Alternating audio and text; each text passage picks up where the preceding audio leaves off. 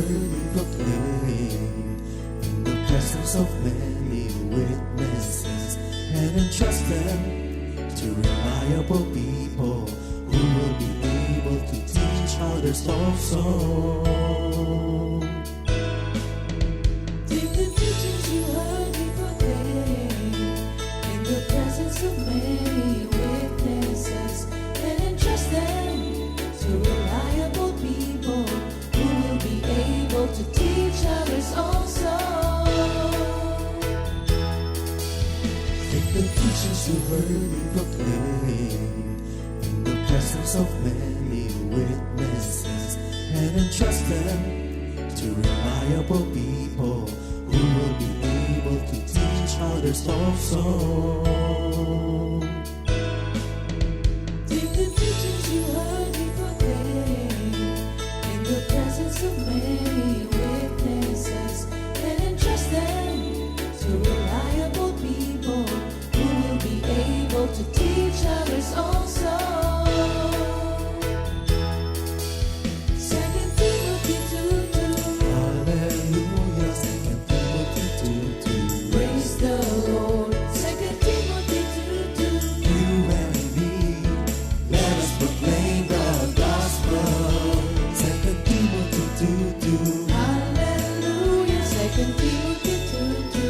Praise the Lord. 2 Timothy 2:2. You and me, Let us proclaim the gospel of Jesus Christ.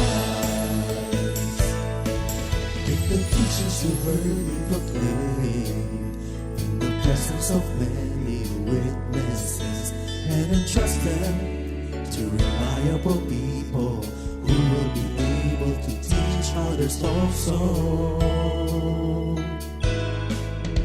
take the teachings you heard me proclaim in the presence of many witnesses, and entrust them to reliable people who will be able to teach others also. 2 Timothy 2:2. Hallelujah, 2 Timothy 2:2. Praise the Lord. 2 Timothy 2:2.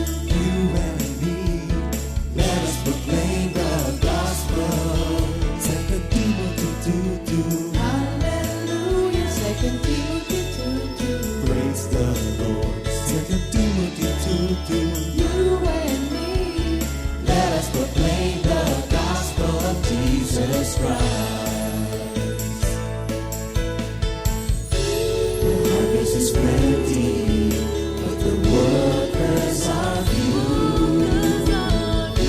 But as for me and my house, we will serve the Lord. We will serve the Lord.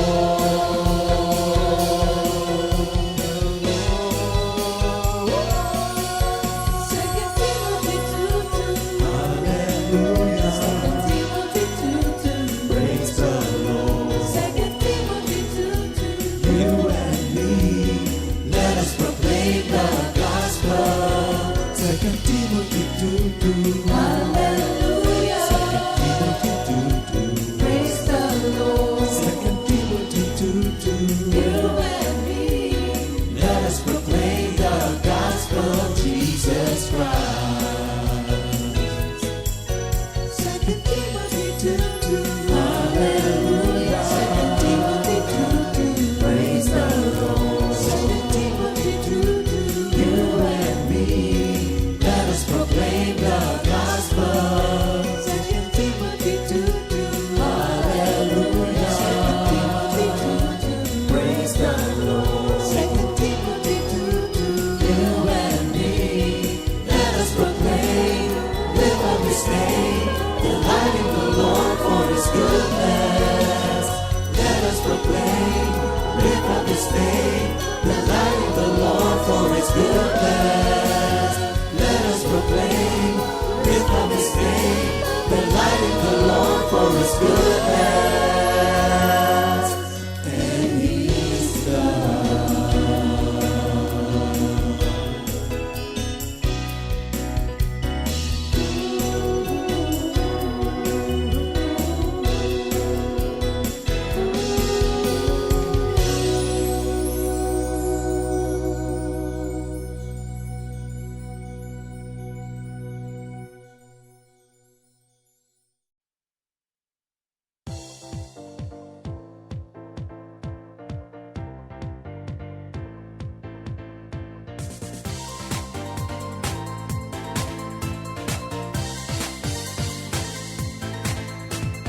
ba'y naniniwala o kaya'y nagtitiwala may magandang mangyayari sa'yo?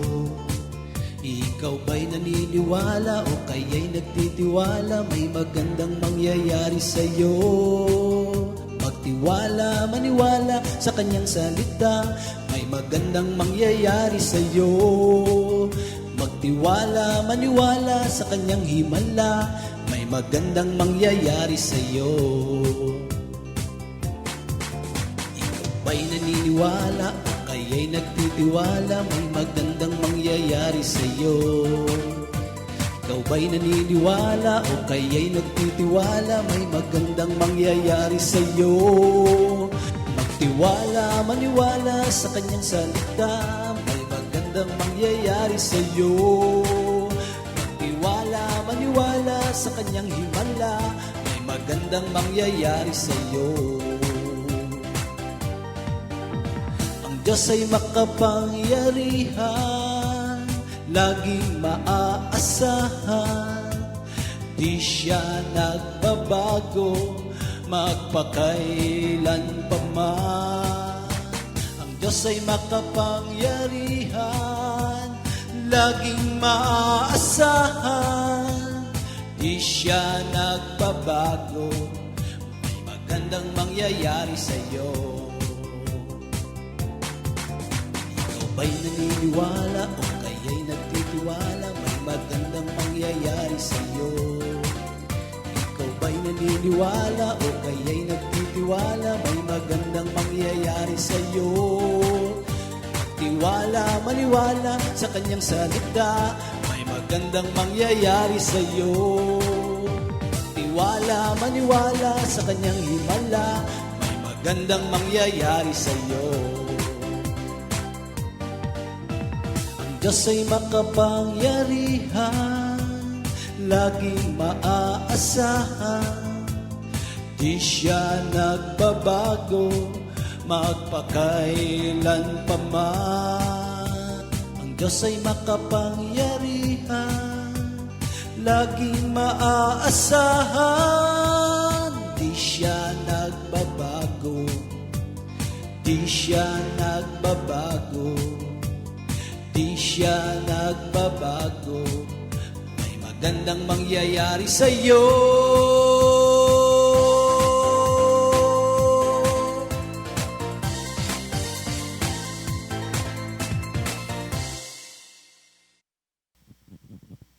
Glory to God, hallelujah. Good morning, Lord Jesus. Narito na naman tayo sa isang araw na ibinigay ng ating Panginoon upang tayo po ay mag-aral ng kanyang mga banal na salita. Good morning, Lord. Good morning, mga kapatid. Good morning mga kapatid. Good morning Jesus.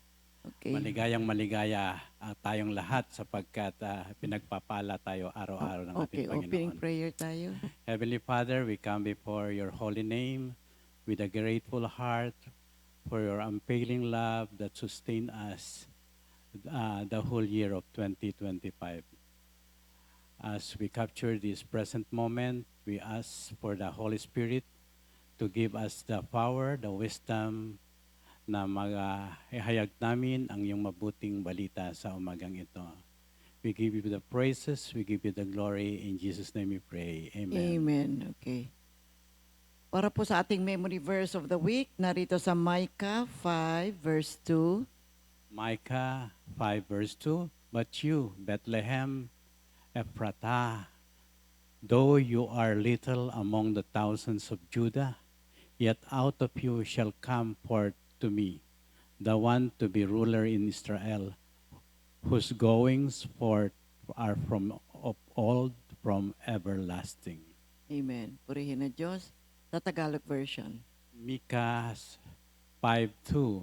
Ngunit ikaw, Bethlehem, sa Ephrata, na maliit upang mapabilang sa mga angkan ng Huda, mula sa iyo ay lalabas para sa akin ang isa na magiging pinuno sa Israel, na ang pinagmulan ay mula ng una, mula ng walang hanggan. Purihin ang banal na pangalan ng Diyos sa pagbasa ng kanyang mga banal na salita. Magandang umaga po, Lord, at sa ating mga kapatiran na laging sumusubaybay dito sa ating Good Morning Jesus. Salamat sa Diyos sa pagkakataong palagi niyang ibinibigay mga kapatid para tayo po ay magkasama-samang nag-aaral ng kanyang mga banal na salita. At sa umagang ito, January 2 na mga kapatid, ha? Natapos na po ang bagong taon at pumapasok na naman ang 2026. Ating tatalakayin, pagpapatuloy natin ang ating mga pag-aaral tungkol sa sanctification na kung saan nandirito na tayo sa kaharian ng ating Panginoon. Sa pagpasok ng 2026 ay tunghayan natin ang ating buhay. Ano ba ang purpose natin sa papasok na 2026? Ano yung mga binabalak natin mga kapatid? At kukunin natin ang Bible verse dito sa Philippians 2 verse 13. Mga kapatid, Pilipos 2:13, sapagkat ang Diyos ang kumikilos sa inyo upang inyong naisin at isagawa ang kanyang kalooban. Okay. For it is God who works in you to will and to act in order to fulfill His good purpose. This Purihin is ang the banal word na of pangalan God. ng Panginoon sa pagbasa ng kanyang mga banal na salita. Natapos na po ang 2025. Narito na ngayon tayo sa 2026. Ano po ba ang naganap sa ating buhay noong 2025? Sinagampanan po ba natin yung mga pinagagawa ni Lord sa atin? At tingnan din natin, no, maganda nga na mabuting tayo po ay umupo kapag usap kay Lord, mag-meditate tayo. So, ano po ba ang naganap? Natupad ba natin ang mga pinagagawa sa atin ng ating Panginoon? How was your 2025? Well, it must be good because God is with us. However, ang buhay natin, maraming mga iba't ibang mga situations, but overall, mabuti at masaya po ang buhay sapagkat kasama natin ng ating Panginoong Diyos. Ano ba yung mga mabuting ginawa natin last year? So, tingnan natin.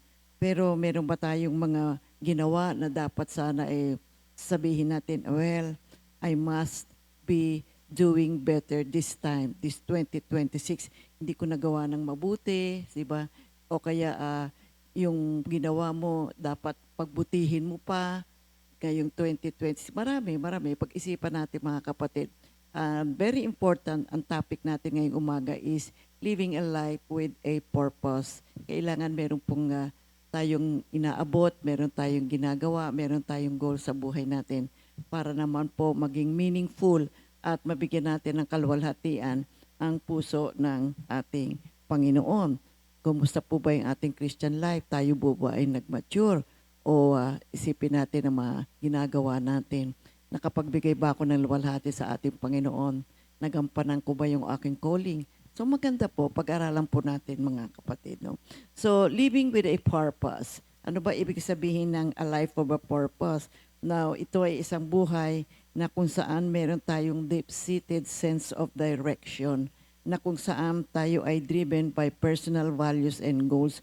Ito po ay isang importanteng requirement para po sa isang masagana, maayos, matiwasay na buhay, na siya po nagdudulot sa atin ng kapayapaan dahil kasi alam natin na mayroong purpose yung ating ginagalaw pang araw-araw nating buhay. Ito rin ay nakapagbibigay sa atin ng kaligayahan kasi nagagampanan natin yung dapat nating gawin. At baka tutulong din ito sa ating kalusugan. Sapagkat kapag maayos yung ating pamumuhay araw-araw, masaya tayo, di ba? Walang mga problema, hindi nadidistract yung ating kalusugan. At makatutulong ito upang tayo po ay magkaroon ng katagumpayan sa buhay natin. So, bagamat ang buhay ay may iba't ibang mga aspeto, mga kapatid, pag-aralan po natin at sa tulong at awa ng Diyos, magagampanan natin ang buhay natin sa araw-araw with the guidance and wisdom ng ating Panginoon. Now, we have to learn to live our life with a purpose, with a divine will, sapagkat ito din po ay magdudulot sa atin ng control, hindi yung sige-sige lang, kung ano yung gusto mong gawin at sa araw na ito, ngayon ayaw mo to, ngayon gusto mo, di ba, paiba-iba ang kaisipan. Pero kung tayo po ay namumuhay na meron tayong goal at meron tayong purpose, ito po ay makapagbibigay sa atin ng satisfaction at magkakaroon tayo ng contentment sa ating buhay. And we will realize that we are doing something that is really worthwhile. ay mahalaga po ang mamuhay tayo na mayroong purpose sa buhay natin. Okay, what is the meaning of purpose? The original reason and intent for the creation of a thing. Yun po yung meaning. So, example, halimbawa, meron kang ginawa na isang silya. Ano ba ang purpose ng silya? Di para upuan. Di ba? Merong ginawang bed. Ano ba ang purpose ng bed? Para higaan at tayo ay matulog at makapagpahinga. Yung mga cars, di ba, kinikreate yan. Ano ba ang purpose? Para gamitin at makarating tayo sa iba't ibang mga lugar. Ngayon, bakit mahalaga po na ang buhay natin ay meron tayong maliwanag na purpose sa pang-araw-araw nating pagkilos sa buhay natin, mga kapatid. Lalong-lalo na ngayon na kung saan tayo ay nandito sa level o pace ng salvation na kung saan tinatawag natin sanctification process. Kapatid, ito po ay mahalaga. Bigyang pansin natin ito. Kung sa nakaraang taon ay tilang medyo di tayo nagiging dedicated doon sa ating level ng or phase ng sanctification, mabuti na ngayong 2026. Bigyang pansin natin at talagang pagtuunan natin, mga kapatid, itong sanctification process na ito sa buhay natin. At marami pang mga pinagagawa si Lord sa atin. Bigyan tuon natin ang lahat ng ito. So talakayin natin, ano ba ang reason kung bakit tayo kailangan mamuhay na may purpose? Ano po ang kahalagahan ng buhay na kung saan tayo ay living out with a purpose? So unang-una po, yung purpose, it is the source of priorities. So kailangan malaman po natin, i-define natin ano ba yung purpose natin sa buhay, ano ho ba yung calling natin, ano ho ba yung trabaho natin. Example, yung isang bata, pag tinanong mo, pagka lumaki ka, anong gusto mo maging? Di ba? Kadalasan tinatanong natin yung mga bata eh. So, ay gusto ko maging doktor ako. So, yung mga bata, maliit pa lang sila, nabubuhay na sila with that kind of idea. Yung iba naman, ay gusto ko maging teacher. Eh bakit gusto mo maging teacher? Ay kasi gusto ko magturo ng mga estudyante. Kaya sometimes we don't realize this, no? Yung isang bata kapag nangungusap ng ganon, yun na talaga yung calling niya hanggang sa paglaki niya. Pagamat yung iba, nababago. So dito makikita natin, kapatid, bata pa lang, di ba? Nakikita niya na kung ano ang kanyang gusto maging paglaki niya pagkatapos ng kanyang pag-aaral. Ito po ay bata pa lang, nakikita niya hanggang sa kanyang paglaki kung ano ang kanyang purpose sa kanyang buhay. Kaya dito sa Psalm 33 verse 11, God says, I make known the end from the beginning, from ancient times. What is still to come, I say, my purpose will stand and I will do all that please. okay. Sa Tagalog natin tingnan, no? Tandaan natin, ang mga panganukala ni Yahweh, hindi masisira, ito'y mananatili. But the plans of the Lord stand firm forever, the purposes of His heart through all generations. Amen. At sa Isaiah 46, 9 to 10 rather, alalahanin ninyo ang mga nakaraang pangyayari. Inyong kilalaning ako lamang ang Diyos, at maliban sa akin ay wala nang iba. Sa simula pa'y itinakda ko na at aking inihayag kung ano ang magaganap. Sinabi kong tiyak na magaganap ang lahat ng balak ko at gagawin ko ang lahat ng gusto kong gawin. Amen. So ikalawang dahilan kung bakit po mahalaga yung purpose. Yes, ang pangalawang dahilan po ay purpose is the source of meaning and significance for all created things. No? Nagiging makahulugan ang inyong buhay kung mayroon kang purpose sa buhay. At dahilan dito, ikaw ay kumikilos sa tamang pamamaraan, nabubuhay ka at nagsusumikap ka, magiging matatag, magiging malakas, at mayroon kang inaabot sa buhay. Of course, Amen. sa tulong ng ating Panginoon yan, Yes, no? Gaya na amen. nagagawa natin yan. Oo. Kaya nga ang isang estudyante na gustong maging guro, no? Nag-aaral ng mabuti at inaalagaan ng kanyang sarili.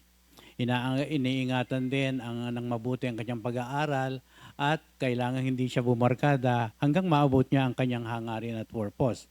Kaya ang pag-aaral, kung ang ibig mong ang dahilan ay upang maging teacher ka, dapat ang priority mo talaga ay mag-aral talaga sapagkat ang iyong pag-aralan ay yun ang ituturo mo sa iyong mga estudyante. Kaya hindi, iwas ka sa mga hindi importanteng gawain. Yung mga nakakaaliw na bagay, iwasan mo talaga. Talaga nakapokus ka lamang Naka-focus doon lang. sa purpose na gusto Sa mong abutin, pag-aaral, no? oo, kailangan mag-aral siya mabuti. Oo. And ang paggastos, iwas-iwasan muna natin yung hindi Hindi naman dap- mahalaga. hindi mahalaga, no? At napaka-importante na pag-ingatan natin yung mga salapi na ginagastos natin sapagkat yan ay makatutulong sa Kasi merong inaabot Yes, may of course. layunin. Mm-mm. Ngayon, para maabot mo yung layunin mo sa buhay mo, kailangan kumilos ka ng tama, mga Mm-mm. kapatid. So ito po yung ating binibigyan ng puntos ngayon sa pag-aaral. As we approach 2026, kung ang nakaraang 2025 ay hindi po naging, mayroong mga pagkukulang tayo, ayusin po natin mga kapatid. Sapagkat ang layunin ng Diyos para sa atin, magkaroon talaga tayo ng isang maayos at masaganang buhay na nakaugnay sa Kanya. Lalong-lalo na po yung ating buhay na espiritual. Kasi malaki pong tulong ito.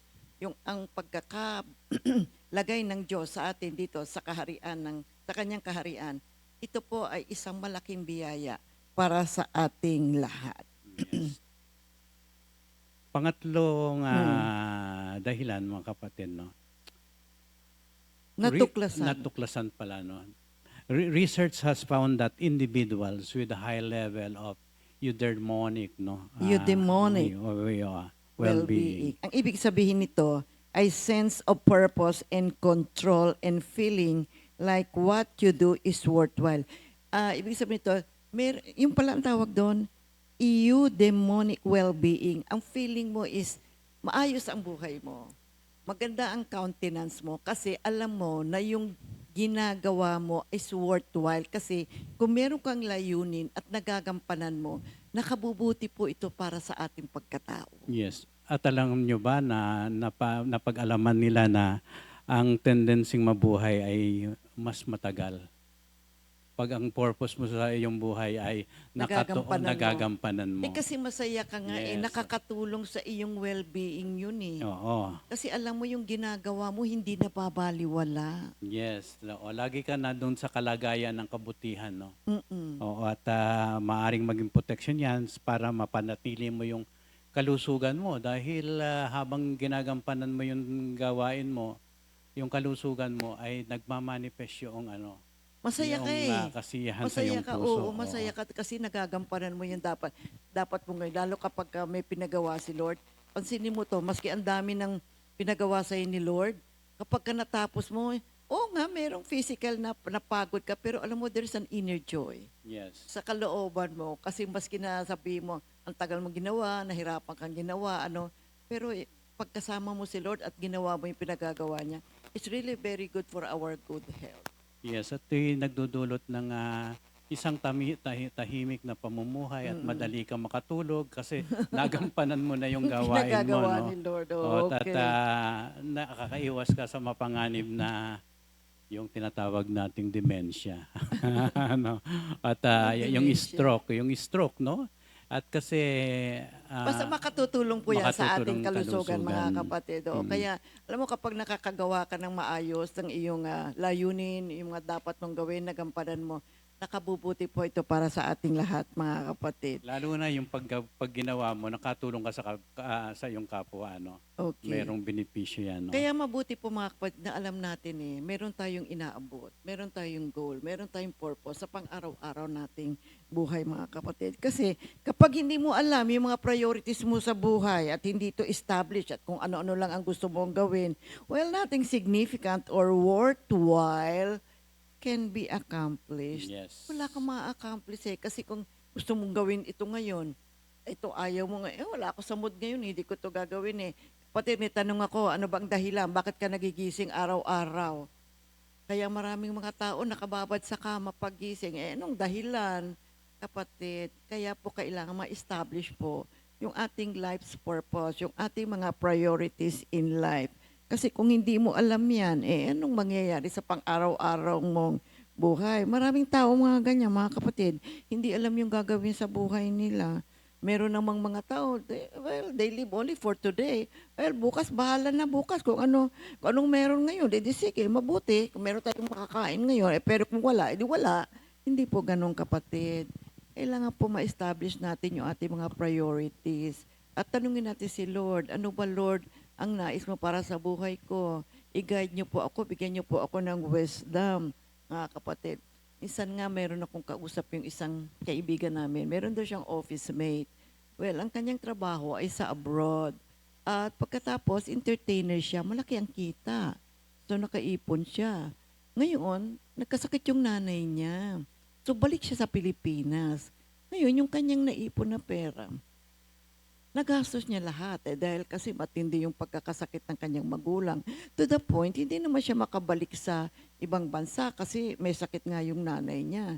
So dito sa Pilipinas, hindi niya alam kung ano ngayon ang trabahong gagawin niya kasi entertainer siya. Alam naman natin na hindi ganun kadali ang ganyang klase ng trabaho. Ang pinakamadali, sabi niya, nag-a-apply ako sa iba't ibang mga lugar. Kinuwento niya kasi doon sa kumari ko. Kasi kasamahan niya yun sa office mate niya yun, sa call center sila. Tapos sabi niya, hindi ko alam kung anong gagawin ko, pero ang pinakamadali sigurong applyan ko, call center. Sabi niya, ganyan. So marami siya in-applyan, hindi naman siya tinanggap dahil siyempre entertainer siya, di ba? Hindi naman siya office work. So, ang tumanggap, call center, agent, pumasok. Wala siyang alam doon. So sabi niya, may goal siya. So sabi niya, aalamin ko to. Kasi ito tumanggap sa akin sabi niya. At nangangailangan ng nanay ko dahil kasi may sakit yung nanay ko. So ang ginawa niya, alam niyo, wala talaga siyang alam sa gawain sa loob ng call center. Pero inalam niya, nagkaroon siya ng purpose, nagkaroon siya ng layunin, nagkaroon siya ng priority. Well, it was hard first dahil wala siyang alam tungkol doon Pero alam niyo, tsinaga niya, nagtiyaga siya. At pagkatapos sabi nga, kumari ko, alam mo kung anong posisyon niya ngayon. Ang taas na ng posisyon niya doon sa opisina. At ngayon na-realize niya, minsan darating ka sa buhay mo na, sige, ganito lang, marami kang salapi, kumikita ka malaki, ganito lang ang takbo ng buhay mo. Pero nung nawala yung kanyang mga naipon, nagkaroon ng malaking pangangailangan, na-realize niya hindi dapat ganun. Kailangan talaga may purpose ka sa buhay, may layunin ka. At yung layunin niya ay para makatulong sa kanyang magulang at sa kanyang mga kapatid. Well, he rose to various position. Mataas na ngayon ang position niya. At ngayon ay sinasabi niya, pinapayo niya, lalo na sa mga kabataan, huwag kayong bara-bara ang buhay. Huwag sige-sige kung anong gusto niyong gawin. Pagkos, magkaroon kayo ng layunin at abutin niyo ang layunin na yan. With prayer with God, matutulungan tayo ng ating Panginoon. Alam ng Diyos ang mga pangangailangan natin. Ngunit manalangin tayo at magsumikap tayo. Ngayon nakaipon na siya muli at naitaguyod niya ang kanyang magulang at kanyang mga kapatid. So we're talking about purpose and priority, mga kapatid. I-apply po natin yan sa ating present situation. Ngayon nandito po tayo sa sanctification level ng ating buhay. Mahalaga po ito. Mabuting masusing bigyan natin ito ng pagpapahalaga kasi nandito po ang buhay natin ngayon. Yung sanctification process, tayo po ang gagawa sa tulong at awa ng ating Panginoon. At matatapos lang ito, paulit-ulit natin sinasabi kapag tayo ay pumanaw na. Merong mga tao, wala silang alam tungkol sa spiritual life. Ngunit sino ba tayo ngayon, mga kapatid? Tayo po ay justified na, forgiven na tayo. We are on the sanctification process. Meron tayong bagong buhay kay Kristo. The old is gone and the new has come. We have a new identity. Dati magulo ang buhay pero ngayon maayos sa tulong at awa at grasya ng ating Panginoon at meron tayong kapayapaan. Yes, meron tayong mga situations, merong negative situations, pero meron tayong kapayapaan dahil sa ating Panginoong Hesukristo na siya nagbibigay po ng kapayapaan sa ating buhay. Kaya huwag tayong maging complacent. Hindi ba? Nandirito na tayo, huwag po. Maging masusing pagpapahalaga sa bagong buhay na ibinigay ng Diyos sa atin. Yan po ang gawin natin, mga kapatid. Kung 2025, malaki ang pagkukulang natin. Kung nagawa mo ang pinagagawa ng Panginoon, praise the Lord. Ngunit pag-igihin pa po natin ngayong 2026, alam naman natin kung ano ang nagaganap sa buong mundo, maging dito sa ating bansa. Kailangan po ng mga tao ang ating Panginoon. Kaya maging masigasig po tayo mga kapatid. Dito sa Revelation 3:15 to 16. Revelations 3:15 to 16 sa Tagalog po. Alam ko ang mga ginagawa mo. Alam kong hindi ka malamig ni mainit. Mabuti pa sana kung ikaw ay malamig o mainit. Ngunit dahil ikaw ay maligamgam, hindi mainit ni malamig, isusuka kita. Amen. Ano ba ibig sabihin ng complacency? Being complacent. Self-satisfied ka kung anong kalagayan mo na, no? Feeling so satisfied with your own abilities or situation that you feel you do not need to try any harder, no? Amen. Hanggang doon ka lang, no? Ibig sabihin wala kang inaabot. Kung ano ang meron, doon na lang tayo. Mahirap po yan, mga kapatid. Nagiging overconfidence ka sa iyong sarili na mangyayari at mangyayari ang gusto mo na wala kang gagawin. Nandun na yung self-satisfaction mo kung anong meron ka, tama na yon. Kailangan po mga kapatid Oo. magsumikap. Oo. Tandaan natin, you were not born, hindi po tayo pinanganak na baliwalain ang ating buhay. Yan po ay mayroong purpose at ang success natin ay manggagaling sa ating Panginoon pag naging obedient tayo sa Kanyang ipinag-uutos at pinagagawa sa atin. Tandaan po natin na mahirap kung okay na ako ngayon, bahala ng bukas, mahirap po yan. O hindi mabuting kaugalian hindi niya mga may- kapatid. oo. Oo, hindi mabuti yan. Oo. Hindi makakatulong po yan para po sa ating kinabukasan. Tandaan natin tayo po yung mga anak ng Diyos, mga kapatid.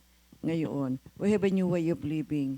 Wala na po tayo sa pamamaraan ng mundo bagkus nandito na po tayo namumuhay sa pamamaraan ng kaharian ng ating Panginoon. So binigay natin yung mahalaga ang living life with a purpose. Ano naman ang tragedy kung wala kang purpose sa buhay mo? Meron po yung consequence, mga kapatid. See, living a life without purpose, living a life without a goal in life. So, unang-una, yung absence of purpose or divine priority causes one to drift through life. Well, tumatakbo lang yung buhay mo, wala kang focus. Walang sense of direction. Kapatid, hindi po tama ang ganoong klase ng buhay. So, mangyayari, tatakbo lang na tatakbo yung buhay mo, araw-araw, dumadaan yung panahon, diba? Tumataas ang iyong edad. So, ano ang iyong natatapos? Ano yung accomplishment mo? Kaya dito, mga kapatid, tingnan natin. Alam niyo, mabuti ka talaga na, well, as we approach 2026, well, let's sit down and meditate and look back. Ano nga ba nangyari sa akin noong 2025? At ano ang mabuting mangyari sa akin sa 2026? Sa tulong at awa ng grasya at grasya ng ating Panginoon, mga kapatid, di ba? Yes. Tingnan natin yung Proverbs 16:25. Saka Proverbs 14:12 to 14. Okay. May daang matuwid sa tingin ng tao, ngunit kamatayan ang dulo nito. Sa gitna ng ligaya, maaaring dumating ang kalungkutan, ngunit ang kaligayahay maaaring magwakas sa panambitan. Amen. Pagbabayaran ng tao ang liko niyang pamumuhay, ngunit ang gawa ng matuwid ay gagantimpalaan. There's a way that appears to be right, but in the end, it leads to death. Yan ang sinasabi ng Proverbs. Proverbs 3:5 and 6. Oh, napakagandang payo yan. Yes. At alam ko maraming mga tao memorize po ito, mga kapatid, itong Proverbs 3:5 and 6. Kay Yahweh ka magtiwala, buong puso at lubusan, at huwag kang mananangan sa sariling karunungan. Sa lahat ng iyong gawain, siya nga'y alalahanin upang ikay patnubayan sa iyong mga tatahakin. Amen. Trust in the Lord with all your heart. Never rely on what you think you know. Remember the Lord in everything you do, and He will show you the right way. Okay, ano nga ba ang tragedy?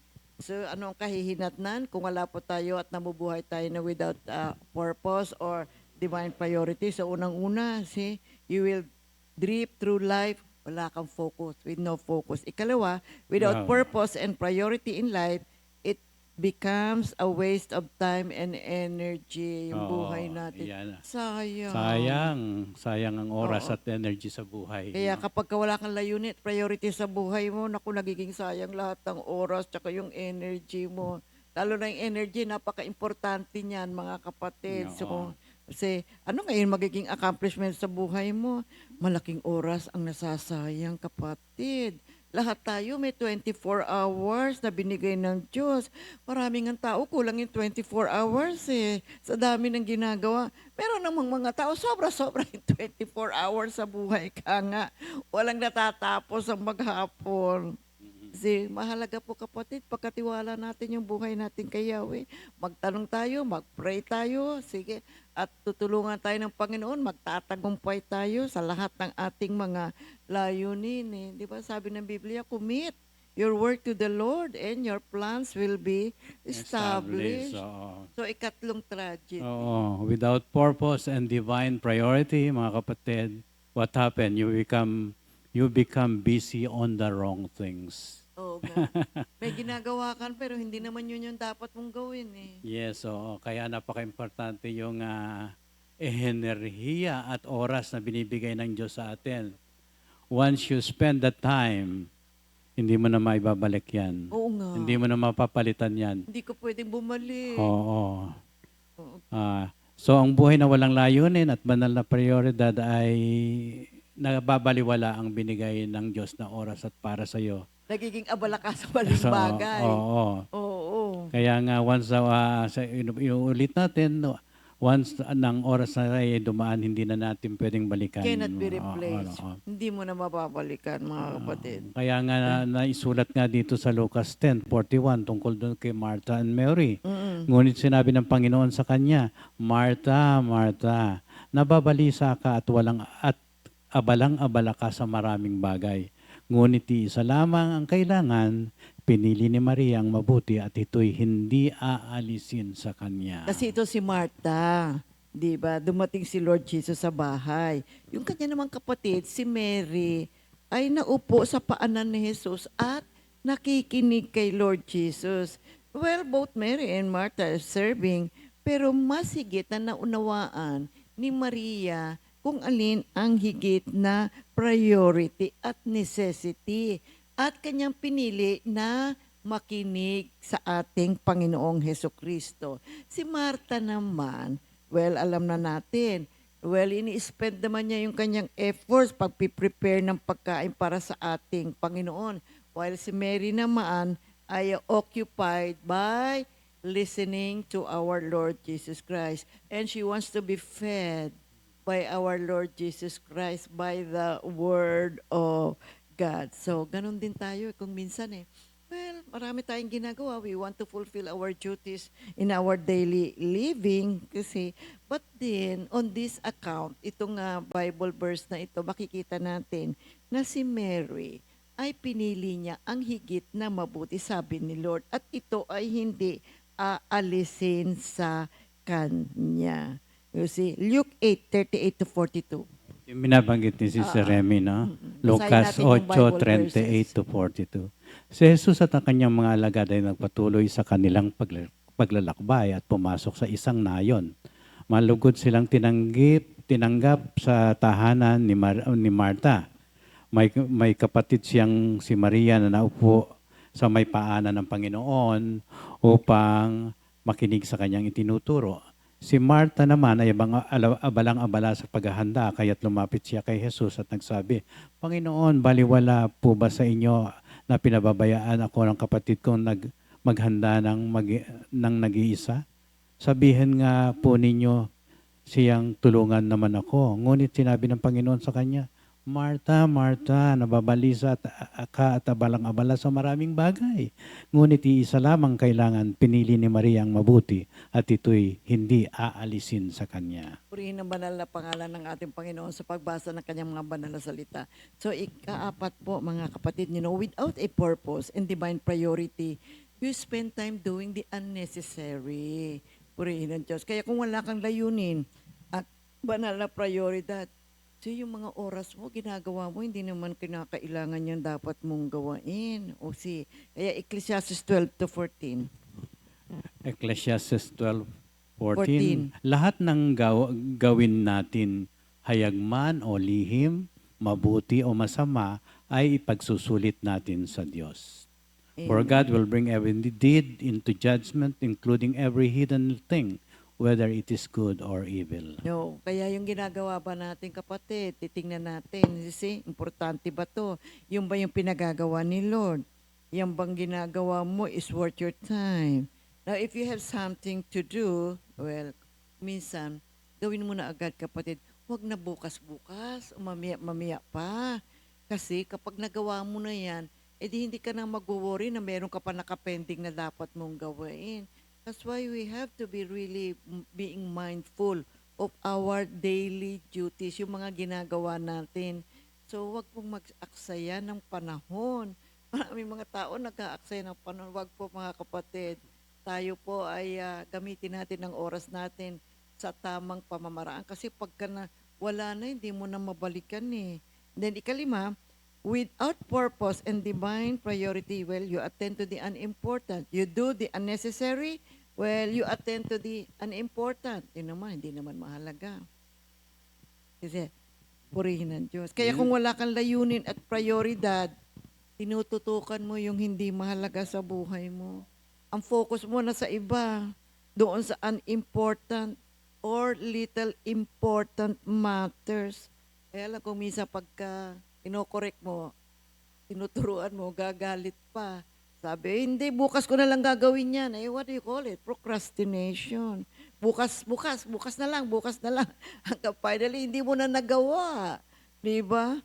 Well, if you always feel a strong urge to put off what you have to do, mga kapatid, ay hindi po makatutulong sa ating buhay yan. Kaya, ang mangyayari, well, you will feel very little progress sa iyong buhay. At sometimes we don't realize this. Bakit ganito? Parang bagal naman ang pag-usad ko sa buhay. Well, it has really something to do with your behavior. Purihin ng Diyos. And then number 6, without purpose and divine priority, it results to wasted resources. Nasasayang yung ating yaman. Kung alam mo ang tunay na importante, alam mo, you will be able to invest wisely. Pero pag wala kang mabuting layunin, nasasayang po ang mga resources natin. Marami at malaki ang nasasayang na time, talent, treasure, kapag walang direksyon ang ating pagkilos. Kaya dapat alam natin, nagising ka sa umaga, what do you have to do? Diba? Nakaayos na ba yung mga dapat gawin? Huwag yung basta-basta kung ano lang ang naisipan. Maging masino po tayo sa buhay natin, mga kapatid. We have to be good stewards. Diba? Pinag-aaralan naman nating lahat yan. Kaya Ephesians 5:15-17. Kaya't mag-ingat kayo kung paano kayo namumuhay. Mamuhay kayong tulad ng matatalino at di Amen. tulad ng mga mangmang. Gamitin ninyo ng lubusan para sa mabuti ang bawat pagkakataon, sapagkat puno ng kasamaan ang kasalukuyang panahon. Oo. Huwag kayong maging hangal, sa halip unawain ninyo kung ano ang kalooban Yes, ng try to learn Panginoon. what pleases the Lord. Kasi look carefully. Then how you walk. Kung paano po tayo na mamumuhay araw-araw. Well, not as unwise, but as wise people. Making the best use of our time, our talent, our treasures. Because the days are evil. We are on the end times. So, do not be foolish, my dear people of God, but understand the will of God. Try to learn what pleases the hearts of God. So, yung ikapito, ano ba ang tragedy kung wala tayong purpose at saka divine priority? Without purpose and divine priority, you will misuse or abuse your gifts and talents. Kaya sinabi dito sa James 1:17, ang lahat ng mabuti at ganap na kalooban ay buhat sa Diyos. Mula sa Ama na lumikha ng mga tanglaw sa kalangitan, hindi siya nagbabago o nagdudulot ng bahagyamang dilim dahil sa pagbabago. Oo. Dito sinasabi ng ating Panginoon na ang bawat regalo niya mula sa Kanya ay mahalaga. Lahat tayo may iba't ibang talento na binigay niya at nakaloob ng Diyos. Kaya nga dapat maging mahalaga ito sa ating buhay para sa ating sanctification process at At para para sa kaharian ng Diyos. Dahil nais ng Diyos na gamitin natin ang mga talentong ito para sa ating pagpapakabanal at para sa buhay na walang hanggan, no? May mga plano ang Diyos sa atin, kaya kailangan natin masundan ito. At ang pagiging banal ay nakalulugod sa ating Panginoon kapag ginamit natin ng mas matatalino ang mga bigay niya sa atin. Sapagkat ang mga gifts na ito, hindi lamang para sa atin, para din maibigay natin sa ating kapwa, mabigyan natin ng kahalagahan na ang pagiging wise o matalino sa paghawak faithful ng servants, Oo. faithful stewards at God's Paghaha- gifts and talents. ay napakahalagang pagpapala mula sa ating Panginoon. Oo. Ephesians 4 Ephesians 8 and 4:8 and 12. and 12. Nagbigay siya ng mga kaloob sa mga tao. Ginawa niya ito upang ihanda na sa paglilingkod ang lahat ng mga hinirang upang maging matatag ang katawan ni Kristo. Amen. And then sa unang Pedro 4:10, bilang mabubuting katiwala ng iba't ibang kaloob ng Diyos, gamitin ninyo sa kapakinabangan ng lahat ang kakayahang tinanggap ng bawat isa sa inyo. Amen. Ito yung consequence ng misusing our talents and gifts. Matatagpuan natin sa Matthew 25:29 to 30 Oo, Mateo 25:29 hanggang 30. Sapagkat ang mayroon ay bibigyan pa at magkakaroon ng sagana, ngunit ang wala, pati ang kakaunting nasa kanya ay kukunin pa. Itapon ninyo sa kadiliman sa labas ang walang silbing taong yan. Do'y mananangis siya at mangangalit ang kanyang mga ngipin. Purihin ang banal na pangalan ng ating Panginoon, kapatid. And ikawalo, the absence of priority results in failure. Now, if we are not doing the most important thing that we are supposed to be doing, so what happens? You are failing.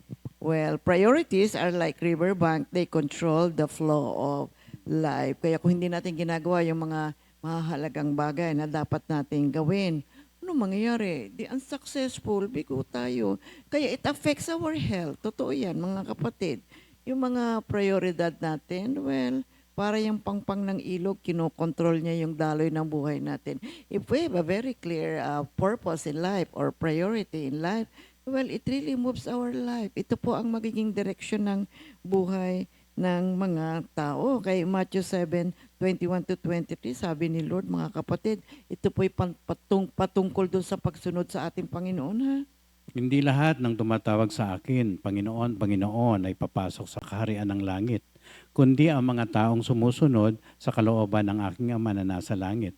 Sa araw ng paghuhukom, marami ang magsasabi sa akin, Panginoon, hindi po ba't sa inyong pangalan ay nangaral kami? Nagpalaya sa mga demonyo at gumawa ng mga himala. Ngunit sasabihin ko sa kanila, hindi ko kayo kilala, lumayo kayo sa akin. Amen. Kayong mga gumagawa ng kasamaan. Amen. So dito makikita po natin, mga kapatid, ang kahalagahan ng pagsunod sa ating Panginoon. Kasi ang Diyos, He created man with a specific plan. Ang gusto ni Lord ay kumilos tayo at gumawa tayo ng mga mabubuti at magkakaroon ng meaning ang ating buhay. Kapag kasi wala kang layunin, no, wala kang divine purpose, wala kang priority sa buhay mo, hindi naluluwalhati ang ating Panginoon. Hindi po ang ganon ang purpose niya para sa ating lahat. Kaya napakabuti ng Diyos at dinala niya tayo sa ganitong klase ng gawain. Naliliwanagan tayo what life is all about. At alam natin, nakikita natin, naririnig natin sa mga sharings na maraming mga tao na tinawag ng Diyos at narito sa ganitong klase ng pag-aaral ng salita ng Diyos na bago ang kanilang buhay. Nagkaroon sila ng maliwanag na pagkilala sa Diyos, nagkaroon sila ng maliwanag na kaalaman what life is all about. And then many of them, maririnig mo, their life has now become more meaningful.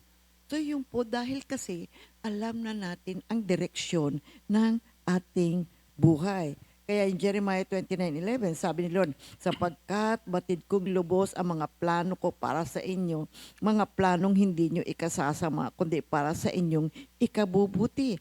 Ito'y mga planong magdudulot sa inyo ng kinabukasang punong-puno ng pag-asa. Nakita nyo, ang ganda ng plano ng Diyos. Kaya napakapalad natin, kapatid. Kaya ang buhay natin ngayon, pagpasalamat natin, maging matapat tayo sa Diyos, pagbutihin natin yung buhay natin, mga kapatid, di ba? Pagpasok itong 2026, let's do more mga gawain para sa ikauunlad ng ating buhay, para po masunod natin ang ating Panginoon, mabigyan natin ng kaluwalhatian ang kanyang pangalan, at paunlad pa natin ang kaharian ng ating Panginoon. Nakita mo, sabi ni Lord, ang plano ko para sa inyong ikabubuti. Sabi niya, so what do we have to do? Right?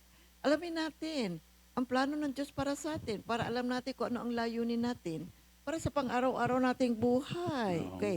Kaya Ephesians 2:10, basahin naman Basahin natin. natin din yung Ephesians 2:10. Kung ano tayo ngayon ay gawa ng Diyos. At sa pagkikipag-isa natin kay Kristo Jesus ay nilikha niya tayo para sa mabubuting gawa na hinihanda niya noong una pa man upang gawin natin. Kaya so, nga. napaka-importante pala nito, no? Oo, purihin ng Diyos. Kaya yung Diyos, maganda at mabuti yung plano niya para sa ating lahat. Kaya mabuti alamin natin kung ano ang kanyang pinagagawa sa atin. At ito ang magiging layunin ngayon natin. Ito ngayon yung magiging life purpose natin.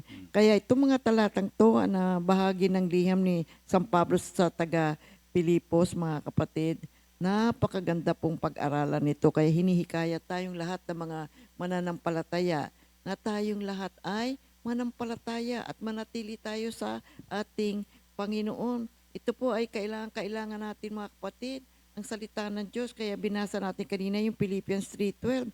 Hindi sa nakamtam ko na ang mga bagay na ito, hindi rin sa ako'y ganap na, ngunit sinisikap kong makamtan ang gantimpala sapagkat ito ang dahilan kung bakit ako tinawag na Kristo Jesus. Kaya itinatampok ng talatang ito, mga kapatid, ang kahalagahan ng pagpapatupad ng ating salvation. Nangangahulugan, kailangan po isabuhay natin itong mga biyayang ito na bigay sa atin ng ating Panginoon. Meaning to say, mamuhay tayo na may pananampalataya at pagtitiwala sa ating Panginoon. Kaya itong mga verses na ito, mga kapatid, ay mahalaga po ito. This is a primary force behind a believer's ability to act and obey God according to His wills. Kasi itong pong mga salitang ito ay nagbibigay sa atin ng assurance na hindi po tayo mag-isa sa ating kinagagalawang buhay ngayon. Kasama po natin ang ating Panginoon. Ang kapangyarihan ng banal na Espiritu ay sumasa atin. Tayo po ay ini-empower ng banal na Espiritu para po magampanan natin ang layunin ng ating Panginoon na siya naman ngayong will din natin, mga kapatid. Kasi nandirito na tayo ngayon sa kaharian ng ating Panginoon. Kaya ang Diyos ay kumikilos very actively sa buhay natin. Oo, may purpose siya. Kaya nga sinabi niya, God who works in you indicates that spiritual growth and the ability to do good are not solely the result of human effort, but are empowered by God Himself. Sa John 15:5, sinabi, apart from me, you can do nothing. Amen. Maliban sa akin, wala kayong magagawa. Tanggapin natin yan, mga kapatid. O, kailangan na wala natin tayong talaga. magagawa Kasi kung wala ang Diyos. we are empowered Mm-mm. by the Holy Spirit. Oo, itong mga verses na ito, it highlights that God influences both our willingness, yung ating pong desire, and our action. This means that God not only inspires believers to seek His purpose, but also provides the strength to carry it out. Amen. Oo. Okay. So what do we have to do? We cooperate with God. Amen. Okay. While God is one working within believers, there is an expectation for them to actively engage in their faith. Kaya mahalaga yung pagtitiwala, paniniwala natin. It involves seeking God's will, being open to the Holy Spirit guidance, and participating in the process of spiritual growth. Okay, purihin ang banal na pangalan ng ating Panginoon. Kaya ito pong Philippians 2:13, dito po ay nagsasaad ng isang malalim na katotohanan na we have to cooperate with our God. Na siya pong kumikilos para tayo po ay magkaroon ng katagumpayan sa ating buhay. Mayroong mga example, Bible characters na ginampanan nila at na-fulfill nila yung kanilang calling. Unang-una si Abraham. yung kanyang paglalakbay mula sa isang maliit na bayan patungo sa isang bagong lupain at ang kanyang kahandaang sundin ang pangako ng Diyos sa kabila ng mga hamon at panlalait sa kanyang hinaharap. So dito po, talagang ginampanan niya. Na-fulfill niya yung kanyang calling. Si Moises din. Makikita natin mga kapatid, ang kanyang papel bilang pinuno ng mga Israelita at yung kanyang mahimalang pakikipagtagpo sa Diyos, kasama yung nagliliyab na palumpong at yung 10 utos, siya po ay kinikilala at nagampanan niya ang kanyang calling. Kasi namuhay talaga itong mga Bible characters na ito with focus doon sa pinagagawa ng ating Panginoon.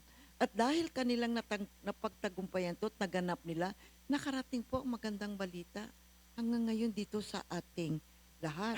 Si Moises bilang leader, kinikilala talaga siya at natutunan niya, alam niyo po, ang kahalagahan ng pagtitiwala sa ating Panginoon. Kaya naging focus talaga siya sa pinagagawa sa kanya ng ating Panginoon. Si David Si din, David isang din, no?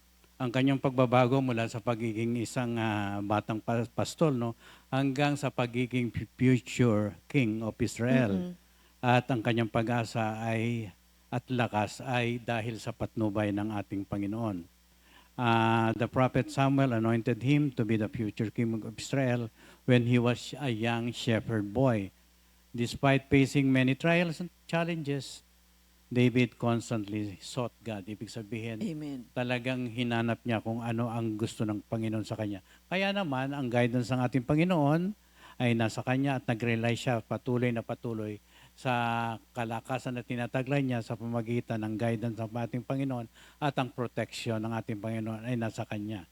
Amen. Itong mga salmo na naisulat niya ay isang testamento to his devotion to God and inspire us to seek God wholeheartedly, katulad ni Amen. David. Okay. Sige, alam niyo, si David, isang shepherd boy, pero naging hari siya. Pero sa kanyang buhay, mga kapatid, alam niyo, nakita niya ang kahalagahan ng pagsunod sa ating Panginoon. Ang kanyang buhay ay nandoon nakafocus siya doing the will of God. Ginugol niya yung kanyang mahalagang buhay, yung panahon niya sa harap ng Diyos, na siya ngayon nagpabago sa kanyang pagkatao at sa kanyang mga kilos. Kaya makikita natin si David, tinatawag siya di a man whose heart is after God. Now, another Bible character, si Apostle Paul. Kinikilala siyang isang prominent figure dito sa early Christian church. So, nakikita naman natin, napag-aaralan natin, he is a persecutor of Christians. Hanggang siya ay nagkaroon ng pagbabago after his encounter with our Lord, naging ardent follower na siya ng ating Panginoong Hesukristo. Talagang naging masigasig siya sa kanyang pananampalataya. Marami siya mga sinulat na letters at saka mga epistles na makikita natin dito sa New Testament. Pero napag-aaralan natin, nalalaman natin ang passion ni Apostle Paul sa pagsunod sa ating Panginoon, kung ano ang pinagagawa sa kanya. Well, alam naman natin kung ano ang ugali ni Apostle Paul, pero pag-aaralan natin po, nagampanan niya ang pinagagawa ng ating Panginoon. Maraming dinaan ng hirap si Apostle Paul, pero focus talaga siya. Pero siyang layunin sa kanyang pang-araw-araw na buhay. Pero madali namang sabihin, ayoko na, di ba? Pero nandoon po, awat grasya ng Panginoon, nagampanan po ang kanilang pagkakatawag ng Diyos. Meron pa isa, si Esther. Yeah, yan. Si Ito si Esther, ang kanyang matapang na pagkilos, no? Sa pagsagip sa kanyang bayan mula sa ganap na pagkawasak at ang kanyang kakayahang iligtas ang kanyang bayan mula sa utos ng hari. Ito pong si Esther ay isang Hudyo na reyna na sa Persia noong panahon ng paghahari ni Haring Xerxes. Sa oras ng matinding panganib para sa kanyang bayan, ipinakita ni Esther ang pambihirang tapang at pananampalataya. Nanganib, of course, ang kanyang buhay, subalit lumapit siya sa hari upang ipaglaban ang kaligtasan ng kanyang bayan. Sa pamagitan ng kanyang tapang, karunungan at pagtitiwala sa Diyos, nagagawa ni Esther na iligtas ang komunidad ng mga Hudyo mula sa pagkamatay. Amen. Ang kwentong ito nagpapakita ng kapangyarihan ng pananampalataya, panalangin, at paglaban para sa tama.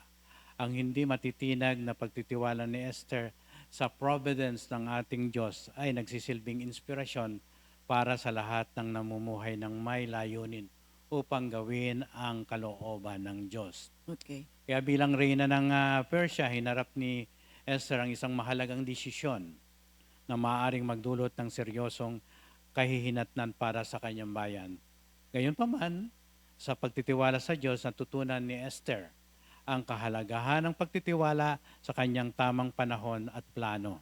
Mm-mm. Naintindihan niya na inilagay siya ng Diyos sa posisyong iyon upang para sa isang tiyak na layunin at kailangan niyang umasa at sa kanya, sa gabay ng ating Panginoon at karunungan upang malampasan ang mahihirap na sitwasyon. Itinuturo po sa atin sa kwento ni Esther ang kahalagahan ng pasensya, pagtitiwala at pagsunod sa perpektong panahon ng Diyos. Okay, ngayon naman si Peter. Si Peter ay kinikilalang si Simon Peter. Ito po yung isa sa pinakamalapit na alagad ni Jesucristo at isang mahalagang tauhan sa early Christian. Kilala siya sa kanyang padalos-dalos na kalikasan at matibay na pananampalataya kay Lord Jesus. Ngunit sa kabila ng kanyang pagkukulang, ipinakita ni Pedro ang malaking tapang at katapatan, lalo na sa panahon ng pagpapako sa krus at pagkabuhay na muli ni Lord Jesus. At pagkatapos ng pag-akyat ni Jesus sa langit, gumanap si Pedro ng mahalagang papel sa pagpapalaganap ng gospel at pagtatatag ng simbahan. Yung kanyang tibay ng loob at kagustuhang matuto mula sa kanyang mga pagkakamali ay ginawa siyang isa kahangahangang tauhan ng Biblia na namumuhay kasama ang Diyos. Again, focus siya doon sa calling niya at sa kanyang pagsunod sa Diyos at magampanan niya yung mga pinagagawa sa kanya ng ating Panginoon. Kaya si Pedro, bilang isa sa pinakamalapit na alagad ni Jesus, ay nagkaroon ng malalim na karanasan. Kaya ngayon, kinikilala ngayon si Pedro na isang matibay na tagasunod at mananampalataya ng ating Panginoon. At sa kanyang mga karanasan bilang isang tagasunod at alagad ni Kristo, mga kapatid, ang kapatawaran at kapangyarihan ng Diyos ay kumikilos sa kanya at sa lahat ng kanyang mga ginagawa ay nabibigyan ng kaluguran ang ating Diyos sa langit sapagkat nandoon nga yung kanilang pagtsatsaga. Mahirap po ang gawain ng mga alagad noong unang panahon, mga kapatid. But take note, if you study their lives, talaga po nakafocus sila. Andun yung kanilang malalim na layunin na magampanan ang layunin ni Jesucristo dito sa lupa. Amen. Another, si Mary Si naman. Mary yan, ang kanyang papel sa kapanganakan ni Jesus at ang kanyang matatag na pananampalataya sa plano ng Diyos para sa kaligtasan. Oo. So, nakita natin na tinanggap niya with a wholeheartedly Ang calling yung niya. ang calling at ang purpose ng Diyos para sa ating kaligtasan. Oo. Ang pinakadakila Kaya sa nga lahat. pagdating ng ipinanganak na nga, ito Si ang Lord pinakadakila si Pinakadakila Jesus. si Jesucristo. Oo. Sinunod po ni Jesus at tinupad ang kalooban ng Diyos para sa kanyang misyon sa lupa. Nang si Jesus ay nasa lupa, ang kanyang buhay ay nakatuon sa paggawa ng kalooban ng Diyos at ang kanyang buhay ay ipinamuhay ng may layunin at banal na kalooban ng Diyos. Oo. Na ngayon nga itinatamasan natin itong nangyaring kapanganakan, na buhay, Kamatayan. na kamatayan at muling pagkabuhay ni Opo. Jesus. No?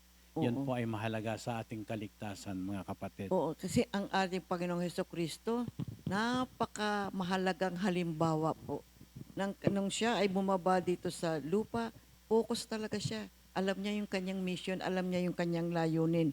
Ngayon, meron namang tanong, paano ko naman malalaman yung will ng Panginoon para sa aking buhay? At paano naman ako mabubuhay with a purpose and divine priority? Well, unang-una, kailangan magkaroon tayo ng relasyon sa ating Panginoon. Kasi paano natin malalaman kung hindi naman tayo related sa ating Panginoon?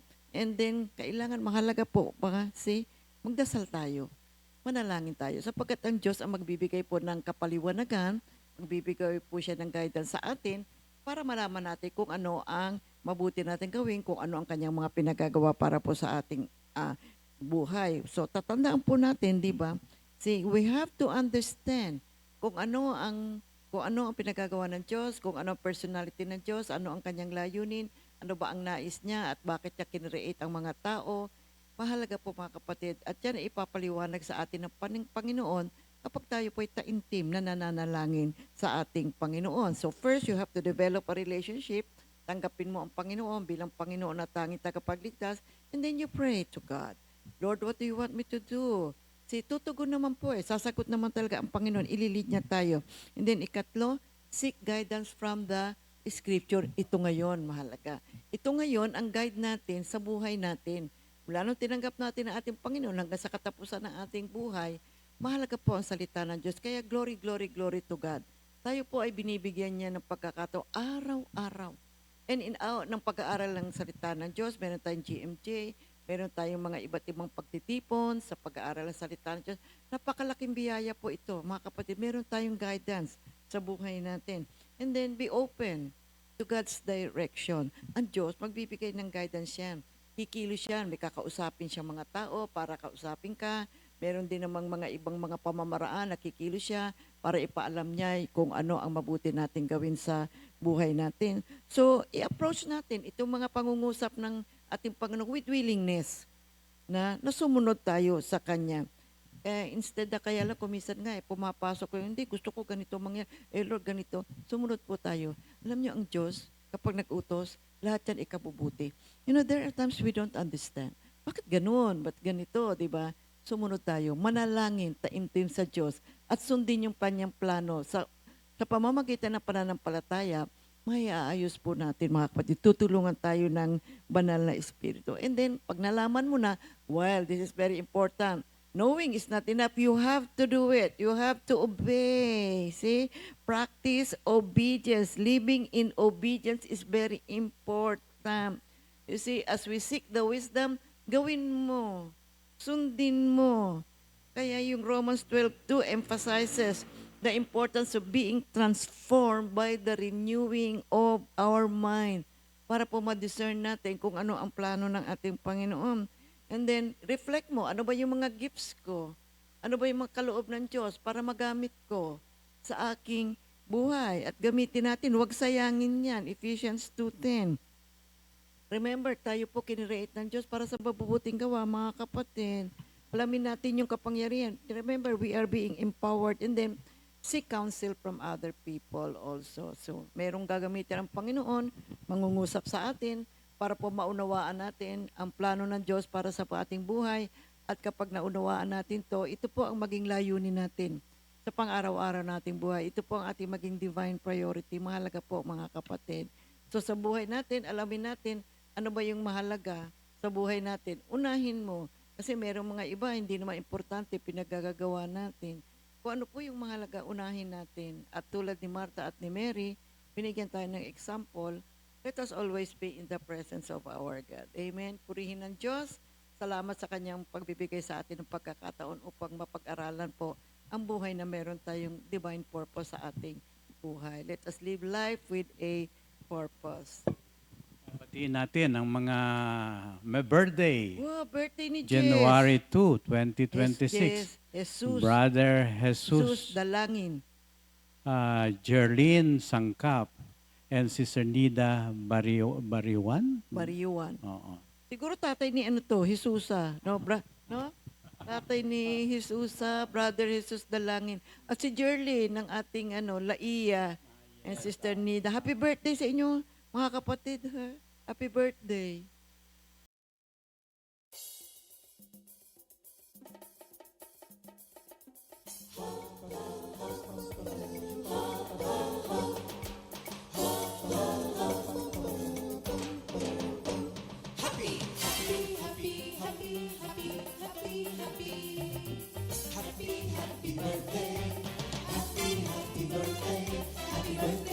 Happy birthday to you.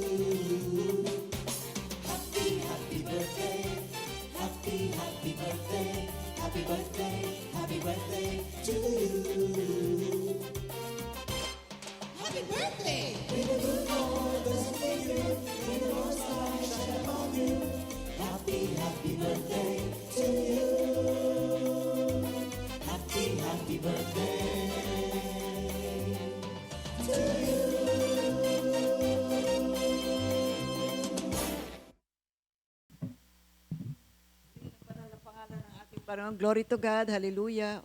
Yes, mga kapatid, sa ating Closing prayer. pagsalubong sa ating bagong taon, 2026, ang dalangin ko po muli sa number 6, 24 to 26. Pagpalain kayo ng Diyos at patuloy na ingatan. Paliwanagin nawa ng Diyos ang kanyang maliwanag na mukha at patuloy tayong kahabagan. Ilingap nawa ng Diyos ang kanyang maliwanag na mukha at patuloy pa rin tayong bigyan ng kapayapaan. In Jesus' name we pray. Amen. Meron tayong repeat new song of the week. Ngayong Pasko. Ni Minister Ed Oo, Galletes. yes, oo. Okay. Marami pong salamat, Lord, sa muli pong pag-aaral namin ng inyong mga banal na salita.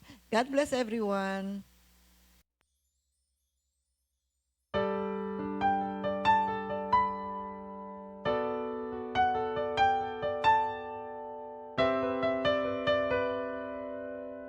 Ngayong Pasko.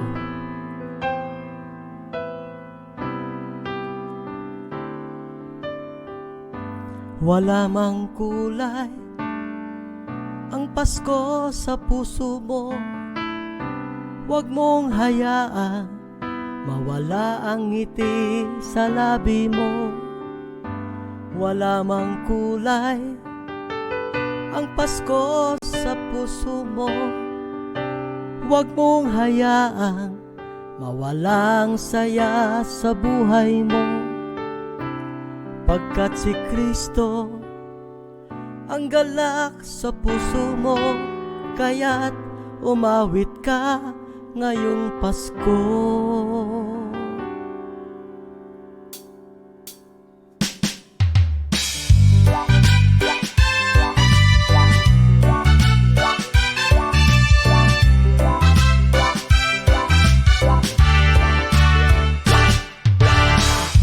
Wala bang kulay ang Pasko sa puso mo? Huwag mong hayaan mawala ang ngiti sa labi mo. Wala mang kulay ang Pasko sa puso mo. Huwag mong hayaan mawala ang saya sa buhay mo. Pagkat si Kristo ang galak sa puso mo, kaya't umawit ka ngayong Pasko. Wala mang kulay ang Pasko sa puso mo. Huwag mong hayaang mawala ang ngiti sa labi mo. Wala mang kulay ang Pasko sa puso mo. Huwag kang magtatanong, paano na kaya ito? Pagkat si Kristo ang galak sa puso mo, kaya't umawit ka ngayong Pasko. Kawikaan 17:22. Ganito po ang ating mapapakinggan. Ang taong masayahin, humahaba ang buhay. Taong malungkutin, unti-unting namamatay. Taong masayahin, humahaba ang buhay. Taong malungkutin, unti-unting namamatay. Pagkat si Kristo ang galak sa puso mo, kaya't umawit ka ngayong Pasko. Wala mang kulay ang Pasko sa puso mo. Huwag mong hayaang mawala ang ngiti sa labi mo. Wala mang kulay ang Pasko sa puso mo. Huwag mong hayaang mawala ang saya sa buhay mo. Huwag mong hayaang mawala ang ngiti sa labi mo. Huwag kang magtatanong, paano na kaya ito? Ngayong Pasko, ngayong Pasko, ngayong Pasko, ngayong Pasko, ngayong Pasko, ngayong Pasko.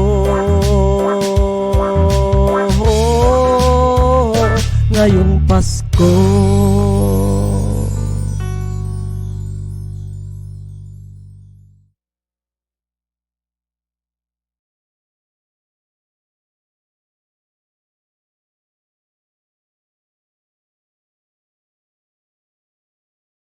Second Timothy 2:2.